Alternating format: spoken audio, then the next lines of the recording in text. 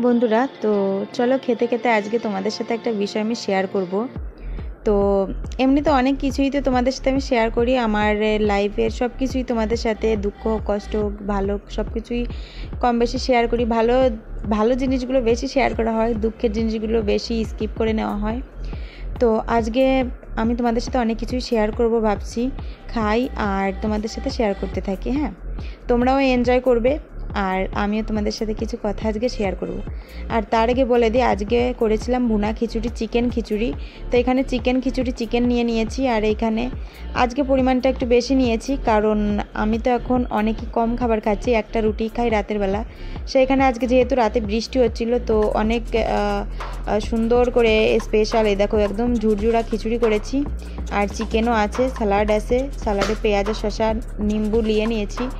তো খেয়ে দেখলাম খুব ভালো হয়েছে, আমার তো খুব পছন্দের খাবার এটা খিচুড়ি, আর সেটা যদি চিকেন খিচুড়ি হয় তাহলে তো আরও স্পেশাল। আর চলো তোমাদের সাথে কিছু কথা আজ শেয়ার করি। আমি ইউটিউবে যখন থেকে এসেছি তখন থেকে আমি অনেকের অনেক কথাই শুনেছি, এমনকি আমার বর আমাকে অনেক সাপোর্ট করে। তোমরা অনেকেই দেখো লাইভে যে সাপোর্ট করছে, আসলে কি জানো, যেটা সামনে দেখা হয় সেটাই কিন্তু সেটা নয়, অনেক কিছু ক্যামেরার আড়ালেও হয়। আমাকে অনেক কিছু সহ্য করতে হয়েছে। ইউটিউবের প্রথমের দিকে আমার বর আমাকে খুব সাপোর্ট করতো, তারপর থেকে না এক সময় আমার ইউটিউবে কোনো গ্রোথ ছিল না, চ্যানেল চলতো না, ভালো ছিল না প্রথমের দিকে। তো যে কোনো জিনিসে অনেক টাইম লাগে, আবার যে কোনো জিনিস আবার অনেক তাড়াতাড়ি কারো কারো হয়ে যায়। তো সবার ভাগ্যটা অনেক আলাদা থাকে, আর আমার ভাগ্যটা এতটাই খারাপ ছিল যে মানে অনেকেই আমাকে কথা শোনাতো যে আমি কিছু করতে পারবো না, কি হবে ইউটিউবে এসে শুধু শুধু করছি। আর আমার বর তো বললাম না, প্রথমের দিকে আমাকে সাপোর্ট করলেও পরে এসে ও অনেক মানে ওর ওর যে অসহ্য হতো, ওর ভালো লাগতো না, ও অনেক মানা করতো, কি দরকার এসব করার এরকম। তো আমার এতটা কষ্ট হতো, বাট আমি কখনোই ইউটিউব ছেড়ে যাইনি। আমি এটাই ভাবতাম যে আমি এই প্ল্যাটফর্ম ছেড়ে যাব না, যখন পা দিয়েছি তখন কিছু একটা করে তারপর এখান থেকে যাব, মানে থাকবো, কিছু তো একটা করবই। তো সেটা ভাবতে ভাবতে আমি অনেক কষ্ট করেছি, অনেক কষ্ট। এমনও দিন গেছে যে আমি শুধু এডিট করতেই আছি আর কথা শুনেই যাচ্ছি, সংসারের পুরো কাজ আমি করেছি, তারপরও আমাকে অনেক কথা শুনতে হয়েছে, পরিবারের কথা, ফ্যামিলির কথা, আশেপাশে অনেকের কথা। এই সব নিয়ে আমি তোমাদের সাথে যদি ফেস টু ফেস কোনোদিন কথা বলি তখন দেখবা আমি কথা বলবো, আমার কান্না এসে যাবে যে আমি ইউটিউবে এসে কত কষ্ট করেছি, মানে মানুষের কত কথা শুনেছি, তারপর কখনোই আমি ছেড়ে যাইনি। বা এরকম হয় না যে দেখবা অসুস্থ থাকলে মা বোঝে, বর বোঝে, ফ্যামিলির সবাই বোঝে, কিন্তু ইউটিউব, ফেসবুক এরকম প্ল্যাটফর্ম কখনোই সেটা বোঝে না যে তুমি অসুস্থ আছো। এই প্ল্যাটফর্মগুলো এরকমই যে এখানে তোমাকে এরকমই যে তোমাকে রোজ ভিডিও দিতেই হবে, চাই যা হোক। আমি এরকম করেছি যে একদিন বাদে একদিন অনেকগুলো রিলস ভিডিও শ্যুট করেছি, পরপর শ্যুট করেছি, যে আমি যদি অসুস্থ থাকি তাহলে আমি ভিডিওগুলো দিয়েই যাব। মাঝে একবার আমার শরীর এতটা খারাপ হয়েছিল, তখন আমি ব্লগ ভিডিও তো শেয়ার সেরকম করতেই পারিনি। একবার তো আমার অ্যাক্সিডেন্ট হয়ে আমি পড়েই ছিলাম, আর আরেকবার আমার হঠাৎ করে শরীরটা এরকম খারাপ হয়ে গেছিলো, পড়ে গেছিলাম, তো সেন্সলেস হয়েছিলাম, আমাকে হসপিটালে ভর্তি করতে হয়েছিল। তো খুবই খারাপ সময় ছিল, তারপরেও আমি ইউটিউব ছাড়িনি। তখনও আমাকে অনেকেই বলছিল ইউটিউবের জন্য এসব হচ্ছে, ছেড়ে দাও এটা সেটা, বাট আমি ছাড়িনি, ইউটিউবটাকে আমি ভালোবেসেছি অনেক। আর সেই জায়গাতে থেকে থেকে আমি আজকে 66,000 প্লাস, 66,000-এর বেশি একটা ফ্যামিলি তৈরি করেছি, অনেক কষ্ট করেছি।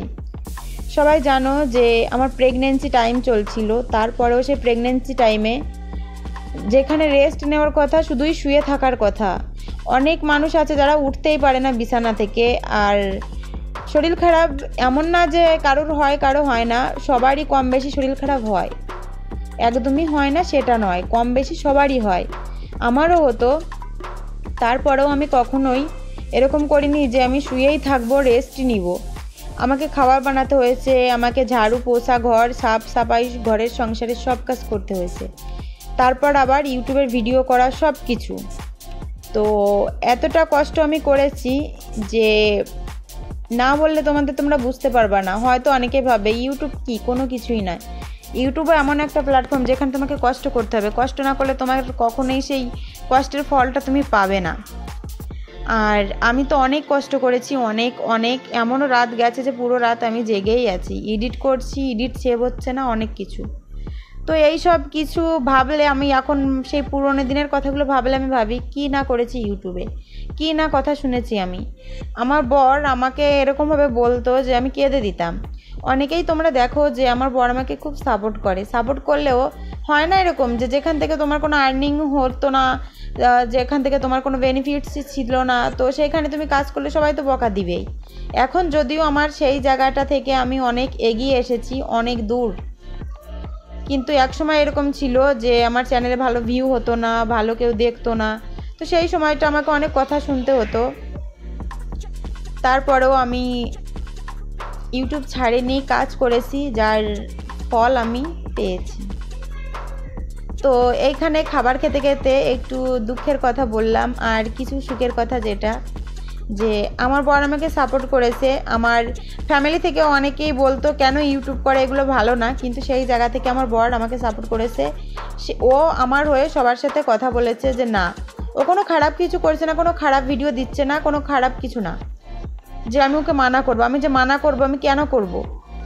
ও যদি খারাপ কিছু করতো তাহলে ওকে অবশ্যই মানা করতাম। আমার বর সেই জায়গা থেকে আমার হয়ে কথা বলেছে, এজন্য আমার খুবই ভালো লাগছে। তো তোমাদের সাথে এইসবই শেয়ার করার ছিল। আজকে ভাবছিলাম যে একটু তোমাদের সাথে এইসব কথা বলি, আর খাবার খাচ্ছি, খাবার খাওয়াটা তোমরা দেখবে, আর সাথে আমি তোমাদের সাথে এইসব কথা বললাম।